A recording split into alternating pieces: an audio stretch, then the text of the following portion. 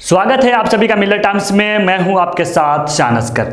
आजकल एक फिल्म खूब चर्चा में है। उस फिल्म की चर्चा देश के प्रधानमंत्री से लेकर सारे मुख्यमंत्री कर रहे हैं। कई सारे स्टेट में इस फिल्म को टैक्स फ्री कर दिया गया है। दोस्तों, इस फिल्म का नाम है द कश्मीर फाइल्स।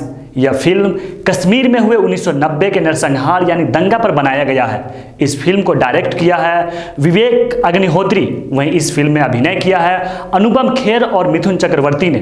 इस फिल्म को लेकर विवाद इसलिए हो रहा है क्योंकि लोगों का कहना है कि इसमें जो तथ्य है, जो सच्चाई है, उसे गलत तरीके से दिखाया जा रहा है। इस फिल्म के जरिए यह साबित किया जा रहा है कि मुसलमान दंगाई होता है, मुसलमान हिंदुओं को नहीं देखना चाहता है। आरएसएस के लोग यह कह रहे हैं कि आप इस फिल्म को देखिए और इसे सबक लीजिए, नहीं तो आने वाले समय में मुसलमान फिर से इस देश पर राज करेगा।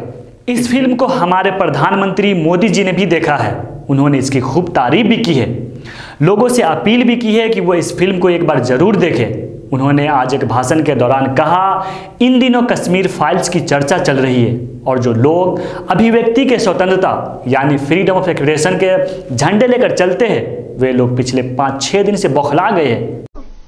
कश्मीर फाइल फिल्म की चर्चा चल रही है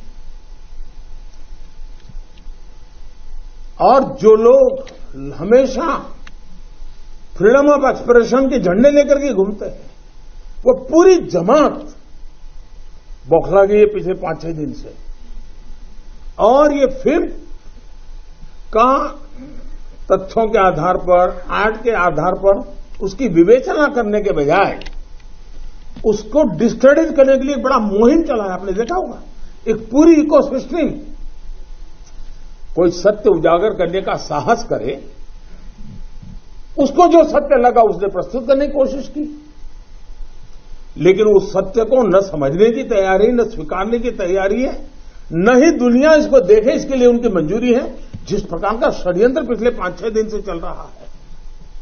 मोदी जी शायद भूल गए कि 2002 में गुजरात में जो नरसंहार हुआ था मुसलमानों के साथ, उस पर भी एक डॉक्यूमेंट्री बनी थी। उस डॉक्यूमेंट्री को इस देश में रिलीज नहीं होने दिया गया था। आजकल लोग सोशल मीडिया पर यह मांग कर रहे हैं कि एक फिल्म गुजरात फाइल पर भी बननी चाहिए, ताकि दुनिया को यह पता चले कि सत्ता के लिए किस तरह से मुसलमानों को मारा गया, मुस्लिम औरतों के साथ बलात्कार किया गया, उनके घर को आग के हवाले कर दिया गया। सोशल मीडिया पर लोग यह मांग कर रहे हैं कि इस पर भी एक फिल्म जरूर बननी चाहिए। अगर फिलहाल अभी ना बन भी रही हो तो आपको एक बार राना अयूब की गुजरात फाइल्स जरूर पढ़नी चाहिए। राना अयूब वह पत्रकार है जिसने अमित शाह को जेल भिजवाया था। उसी ने अमित शाह को तरी पार करवाया था। उस किताब में राना ने बताया है कि किस तरह से उन्होंने स्टिंग ऑपरेशन किया, किस तरह से मुसलमानों के नरसंहार के लिए साजिशें रची गई। अगर वक्त मिले तो उस किताब को एक बार जरूर पढ़िएगा। वहीं इस विवाद पर बिहार के पूर्व मुख्यमंत्री जीतन राम मांझी ने ट्वीट करके कहा है कि हम उस समाज में जी रहे हैं जहां दशकों बाद कश्मीरी पंडितों के अत्याचार पर आंसू बहाने वाले लोग मिल जाते हैं, पर हर रोज उन्हें आंसू बहाने वाले घरों में आस पड़ोस में दलितों, आदिवासियों, महिलाओं के ऊपर जुल्म होते हैं और उसके मुंह से आह तक नहीं निकलती। ऐसे चरित्र के लोगों को क्या कहे। मांझी जी ने भी अपने ट्वीट में सिर्फ दलितों का नाम लिया। हालांकि जिस तरह के हालात अभी देश में बने हैं, मुसलमानों की लिंचिंग की जा रही है। आपको पता है कि कश्मीरी मुसलमानों के साथ क्या हो रहा है, वो हम सब ने भी देखा है।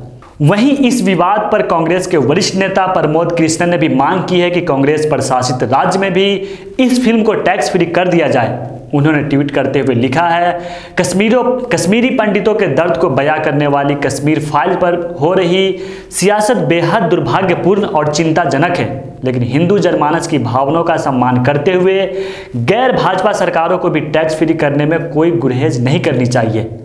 तो एक तरह से जो बीजेपी प्रशासित राज्य है और जो कांग्रेस प्रशासित राज्य है, दोनों में ये मांग हो रही है कि इस फिल्म को टैक्स फ्री कर दिया जाए।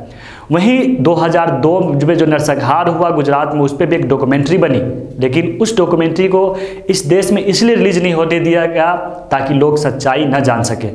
दोस्तों, आप भी क्या सोचते हैं इस वीडियो के बारे में? अपनी राय कमेंट बॉक्स में जरूर रखें।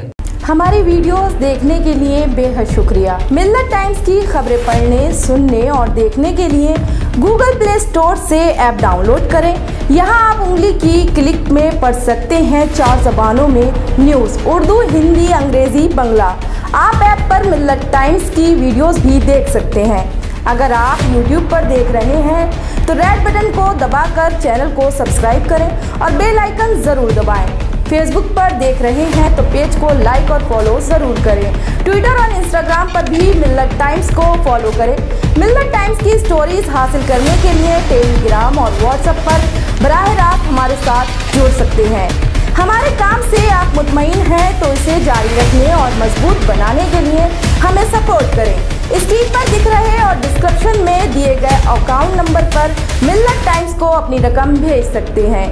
अगर आपके इलाके का कोई मामला है, आपकी मसाइल को मीडिया में जगह नहीं दी जा रही है तो हमें ईमेल करें या व्हाट्सएप पर मैसेज करें, हम उठाएंगे आपकी आवाज़। मिल्लत टाइम्स मतलब मजलूमों की आवाज़, नफरत के खिलाफ जंग, फर्जी खबरों से निजात।